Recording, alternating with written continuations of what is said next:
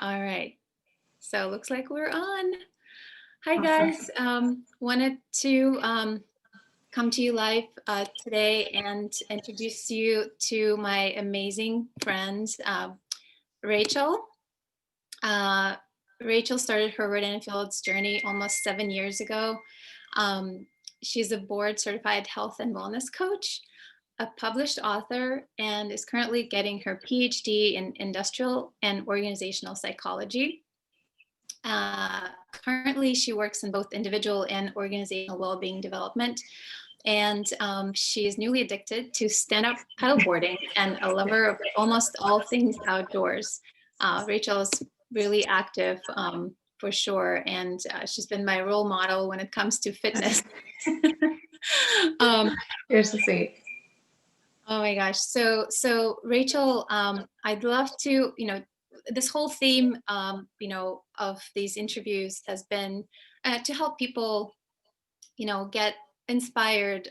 If anybody, throughout this past year, we've all experienced a lot of changes, and some people have lost, their jobs. Some people have, their hours have been, cut, and some have completely changed their direction or are thinking about it. And so I'm hoping that these interviews inspire people to make a change that they've been thinking about.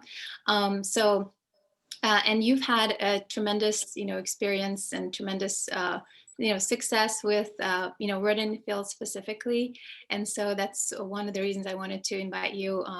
And you're also an inspiration for me personally. So let's do this. So let me first of all tell us how you first learned about Rodan Fields. So I first learned about it through my second cousin via my mom. And if I really thought through it, might be second cousin once removed. Not that it really matters, but just to show you never know where opportunity comes from. I was sitting on the floor of my apartment. Thankfully, my roommate wasn't home, but I wasn't sure at the time. So I was like trying to silently cry, right? Like, just on the floor, like ugly silent cries, just so stressed out about how am I ever going to get by, let alone get ahead. And the trajectory I was on just didn't have the answer for me. And I don't need to live a fancy, ridiculous life, but I don't want to feel those pressures. And I think one thing that we don't talk about is, or we feel like we're not supposed to talk about, is money. And it's not money just to have it, but it's money to be able to give, to have more options, to have more freedom and flexibility, and a power to change your life or the lives of people that you care about and causes that you care about. And when you don't have those options, it's really stressful. It's really hard. And it's just not the path that I wanted to be on. So my mom and second cousin reminded me that they had already told me about this opportunity and that I really should take a second look at it. So I finally did. It was probably more like a fifth look at it, but I finally did. I think that's the story of a lot of people. Yeah. I didn't personally consider it as a business myself the first time or the second time. So that's a great story. So tell me, what impressed you the most about Rodan Fields? There's been a number of things, from the beginning and throughout, as you constantly learn and get feedback from the industry and your customers and just your supporters. But I always come back to this one moment where I was very new still and still learning what this was. And I was sitting at, my neighbor's dog is like going crazy. Hopefully you can't hear it. I was sitting in the convention center in actually my hometown of Austin. That's where our conference was that year. Yep, I remember. And Euromonitor was speaking. And it was, I think, the first time Euromonitor ever presented at one of our conventions. And I knew them from my journalism days, and I knew them from my communications days.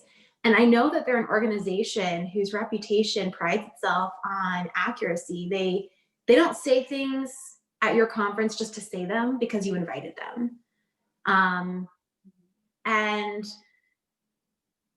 the gentleman up there said, you know, here's where you are in the industry. Here's where this is going.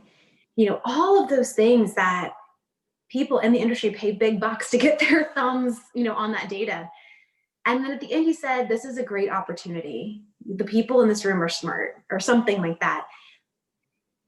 And my mind was blown. And it went from this little thing that I kind of was maybe gonna do ish, side hustle, sort of whatever, to, oh my gosh, I have like a business with a potentially multi-billion-dollar brand and global industry. Like, this is not just a little thing, like, this is a big thing. And that really helped me start faking it a little bit more with the confidence until I really found my footing. That's yeah, that's tremendous. I remember that conference. I remember actually being in that session as well, and it was Yeah. also, I can relate for sure. Yeah. Um, so tell me what reason that you decided to start your business. I mean, I kind of mentioned it was that idea of, you know, getting by and going beyond that, of getting ahead and having those options. You know, I'm the second woman in my family to get her master's. My sister has hers now, but um, I've I'm tenacious. I've worked really, really, really hard, and yet, um, I felt like it was all for naught in a way, because I was still being told, um, you know, this will happen when you get married, or you'll have those options when you have when there's a second income in the household, you know, alluding to something of other than me getting a second job, right? Which most people don't have time for. Um, like, one more place where somebody tells you where to be and when and for how long and what your time is worth. Like, it's just increasingly hard to fit all of those things into your schedule. Um, so just a confluence of, who do I want to be? What kind of life do I want to live? And how much am I willing to sacrifice my personal well-being and lifestyle, to make those things happen? And because of the flexibility that RNF provides, in addition to all the other things that make it unique, it became the right vehicle for me to make those changes. Yes, thank you for sharing that. And tell us a little bit about some of your concerns, before starting your business, or even before that conference. What was something that was kind of holding you back? Oh, there were a few. I think the biggest one, and I think we all talk about this, right? We share it. You know, I tell people, are like, well, I don't know. And I'm like, well, then you're normal. You're human. Not one person I have met, even the estheticians that do Rodan and Fields, ever said, on the first time hearing about it, yeah, that sounds great. Sign me up. Like, no one goes to school to do this. Like, this is not the thing that people sit and dream about doing until they realize, you know, in a way, it is what they dreamed about doing. It's just packaged differently. Um, and I think my biggest concern, if I had to pick one, would be, what would people think? You know, from I really didn't care about skincare, to be honest with you, and to a degree, I kind of still don't. Like, I learn more, and I think it's cool, and I'm definitely more intrigued about it than I was. But I don't read skincare journals. Like, I don't get all into it. I love it for the transformation it provides, you know, and the confidence it provides people. So from like, why would I be doing something in this industry, to, why would I be doing something in this business model? And I don't want people to think I'm pushy, or, you know, all of those things that so many of us, and I'm sure people that you've talked to have as well. And if you are willing to just be honest about those concerns and explore them, then you realize you're making up a lot of it in your head. I agree. I agree. So how did you, I mean, ultimately how, like, from thinking back then to now, like how has that been transformed? How those concerns have been transformed? Um, I think you learn to take things less personally, which is so helpful in life too. You know, I mean, there's a reason why there's so many like analogies that go back and forth between life and business, or sports and business and life, is because it is all these marketable skills. And, in some ways, rejection is protection on any level that you get it at. And you just learn to not take it personally. Um, the other thing is, like I said, being honest about those concerns and kind of getting out of your head. I have people that tell me, well, I don't want to be pushy. I'm not a salesperson. I'm like, the mere fact that you care about that means you won't be. And if I thought you were that person, I wouldn't be talking to you. What we don't realize is that we're all selling all the time. The question is, are you doing it on behalf of you and something you care about? Or are you giving free press to, and I'm using press lightly, but like free press, free attention to something that you don't care about or that isn't actually benefiting you? But everybody is sharing and building brands. Word of mouth has been around since the beginning of business. It's since the beginning of time. So it's just different. And because it's different, it's scary for people. Yeah, that's a great point. So share a little bit with us about, what owning your Rodan Fields business has allowed you to do for yourself, for others. Yeah. I think the way to describe it would be a breath of fresh air, a breath of breathing space.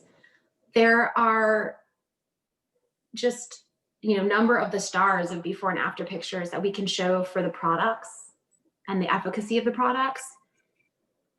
I wish I had a way to do a before and after picture of the person that I was. Mm. And I tried once and it didn't work. It was too abstract. So thankfully we're doing these videos, but people that meet me now, who didn't know me before, they don't realize like how broken I was. And you would have thought I was an introvert or I didn't like people because I hold up in my little place, for so many reasons, to put a light spin on it, at least I went through them and I got a book out of it. But um, joking aside, but it gave me my life back. It gave me my extroverted nature back. It helped me trust people again, and it helped me learn to ask for help, and that was a safe place to be in. And that is, when we talk about RNF, or to your point before of like, you don't have to do this, but do something to diversify what you're doing to continue to develop personally and professionally. Do something. We often talk about like the financial, but we lose sight of what it can do for you personally and professionally, and how it can make you better at your current job.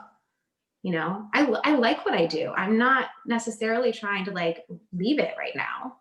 Yeah. But the lessons I've learned in my business have made me better at what I do. And then they've made me confident enough to go pursue writing a book or getting a PhD or working to take on more responsibility in other places. Yeah, that's a great point. I love that analogy, and I wish I've gotten comments from my teammates about the difference between the time that they met me to even like a year or two later, Yeah. and I wish we could take that before picture. I mean, yeah, neither of us would be doing this right now on day one. Even like when you were like, hey, I think we're going to go live on Facebook. And I was like, okay. No preparation for that, but sure, like why not, you know? Yeah. Well, Um, there's no way I would have been doing this. I mean, no. I would have been like, but what will people think? Like, am I in the right outfit? How do I look? Like, what's the lighting? Like, maybe you could like, maybe we could do it not live and like edit it 50 times. And you know what? I respond to the people that keep it real. And that's, it just takes the pressure off, you know, when you just come at it like, this is who I am, this is what I do, and this is why. If you resonates, great. If it doesn't, cool. exactly. Exactly. So share a little bit more about, we talked about how, you've got already a full plate. So how do Mhm. how do you fit this business into all of everything that you're doing right now? Yeah. As you were saying that, I was thinking about a friend of mine who joked, she's like, I mean, what do people think? I'm just sitting back eating bonbons all day. It's like the people that I know that are the most successful are the ones that are super busy. And I think, you know, there's that saying that like a busy person gets things done. And, you know, time pressure is one of my biggest kind of stressors. So when I feel like I don't have time, like I kind of get in this like stress mode. So I can totally relate to that fear. Um, and there's, you know, without getting super like psychological on people, right? Like there's those concepts of things take as much time as you make them take. You know, you'll fill the time. So that's one thing to keep in mind. Um, the other thing is that I want it, and you make time for things that you want, right? Yeah. There's those stories, and I'm sure you've heard it in your studies as well, and maybe folks haven't, but to just anybody that's listening or does listen later, you know, if I were to ask you right now, like, hey, do you have time to go do a 30-minute workout? You might say no, like, there's no way, you know?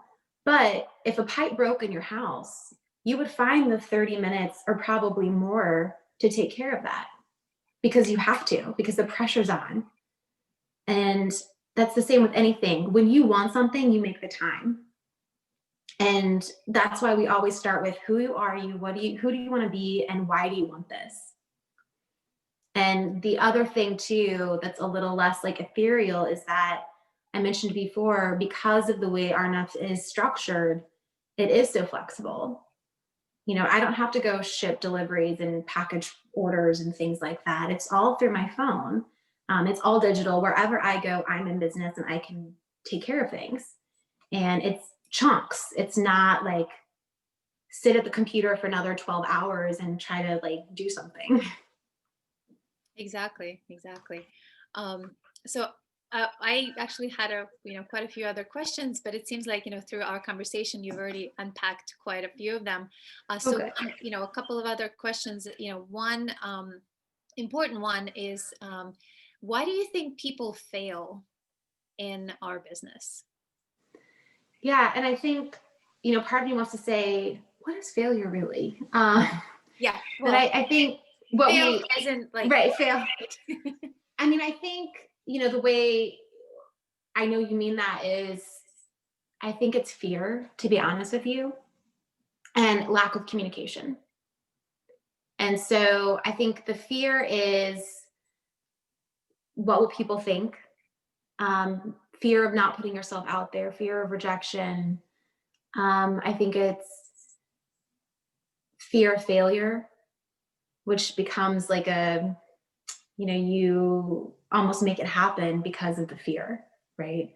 There's a more eloquent way of saying that that's just escaping me right now. But, um, and then lack of communication. So what sense? Like, how do you mean? yeah. So one thing I started telling new teammates is the most important thing is that you and I stay in touch and communicate. And everybody learns at a different pace in a different way. And I know what I see in you, but I know that you may not see that yet. So if I'm, you know, coaching and trying to like tell you things and like move you forward too quickly, tell me. If you ever feel overwhelmed, tell me. If I'm not doing it fast enough for you, tell me. Because if you say, I want to go fast, that still is very subjective. So I think, because I know what fast is, or I think I do, but maybe somebody else who's like way up thinks that I'm slow and I think I'm fast, right? So we have to like continue, yeah, to talk. Like, how are you feeling? What's overwhelming you? What are you frustrated by? Um, but if you go into like the witness protection program and like you're afraid to tell me something, I'm over here thinking like, God, I'm a terrible leader. Like, why am I not helping? Like, what am I doing wrong? And so I think just communicate is huge, and people don't. We all know that too. People, we all are bad communicators, or have room for improvement. And then, like I said, that fear of rejection and what other people may think. Right, right. And one last question. Yeah. Trying to make these short and sweet. So, Yeah. what advice would you give to someone who is currently considering, joining our business, partnering up with us and starting their own Rodan Fields journey? Yeah. I was gonna say the communication part, but since I've already expounded on that, I think I would say, breathe, like take a breath. And it may seem like a cliche piece of advice of like, what's the worst that could happen? Or, you know what I mean? You can always quit, you can always stop. But it is true, right? Like, I have reached out to people on our, chicken list, like people I was so terrified to like share, and the sky did not fall. I'm still here to tell the tale. I have done so many things, quote, wrong and like different than I would now. And things came out the wrong way. And I word vomited on people and just like everything, that you would like say is wrong. And I'm still here. So I would say take a breath and then just be consistent. Forward is forward no matter how slow it is. Right. And for someone who hasn't yet like taken that leap, into the business, but is sort of toying with the idea of, should I do this or should I not do this? Mhm. What have you found, are some things that will tell someone that they could be successful in this? Yeah, I think, it really depends on what are you wanting to get out of it, you know? Like, and of course too, it's not right for everybody. So like when Oli is asking me this and I'm sharing it, it's not to say like, here's what we do to convince people. Like, if you don't want to be on my team, like I'm not going to drag you through it. So like, if you don't want it, I don't want you. Like, that's just like, I don't have time for that. Right.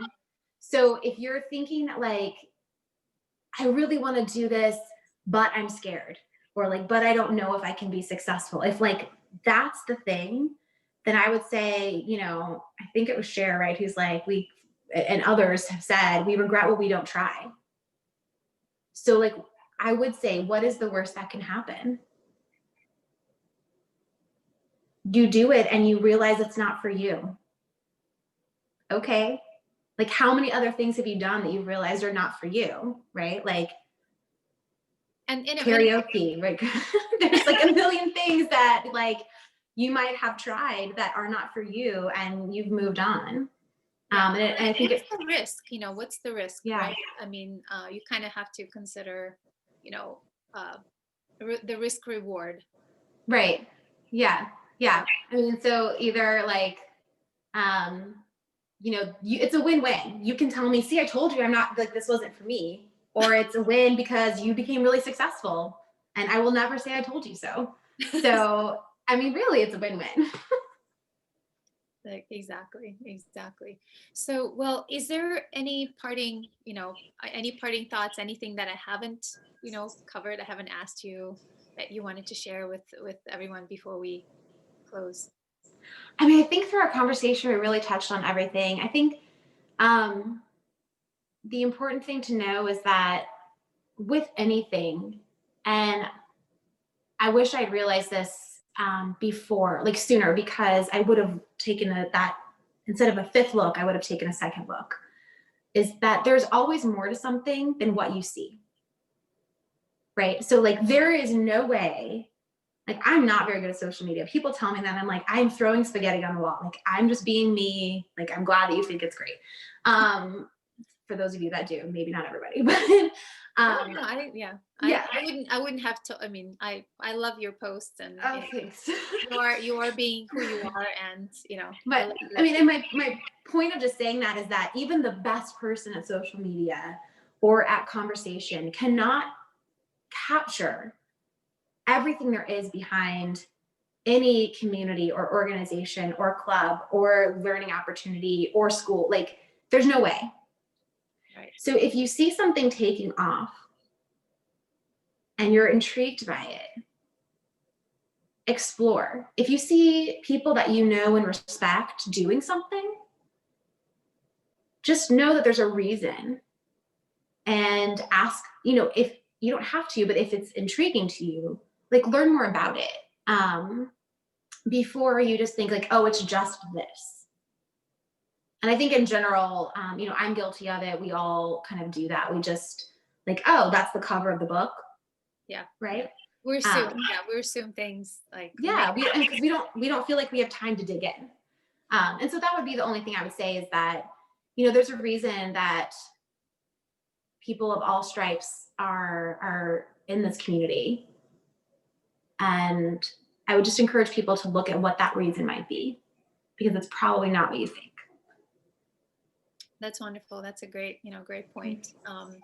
And thank you so much for being on and for letting Yeah, so honored you asked pick me. your brain and share your story. And all the best in 2021 and beyond. I absolutely love having you. One thing I didn't mention is we Rachel and I are actually power partners in this. And I can't wait to see what we can do together in Yeah, 2021. sounds good. Thanks so much. You're welcome. Thanks, girl.